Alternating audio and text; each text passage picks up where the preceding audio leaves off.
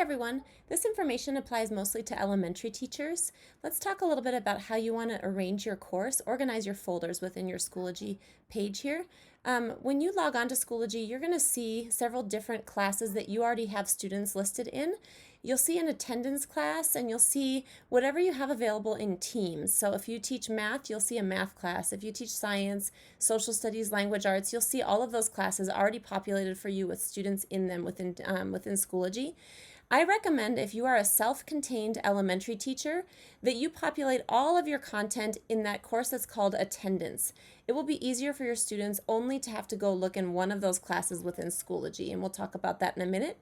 If you are a teacher who is departmentalized or who has a partner teacher, like a dual language partner teacher, you'll need to touch base with those partner teachers of yours and decide where you will both populate your content. So for instance, if I am a Spanish dual language teacher and I have an English partner teacher, we might decide that I put all of my content within the math course, and she puts all of her content within the language arts course. And our students need to know that ahead of time so that they know which course to go looking for our content in.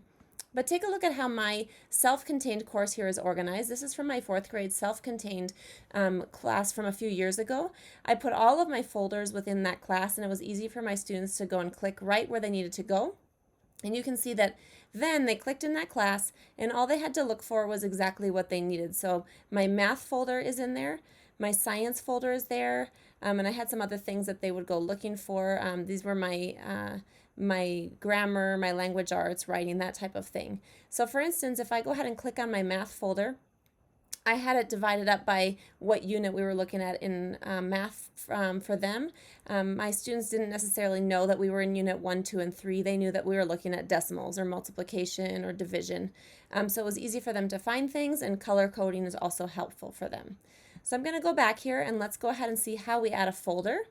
So in order to add a folder, I'm going to come up here to where it says Add Materials. And the very first thing you see is Add Folder. And I'm going to title this folder just Practice Folder for a minute here. And you can choose whatever color you want it to be.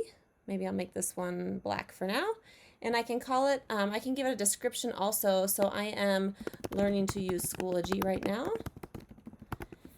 I can give it specific dates if I want to. I can make it published or unpublished if I don't want my students to see it quite yet.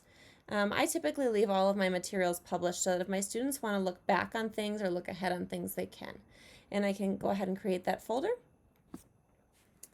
And it dropped it at the very bottom for me. Now, if I want to drag things out of order and put them somewhere else, I can drag it all the way up to the top here if I want to. I can put it right there, and it will move around. It didn't want to right then.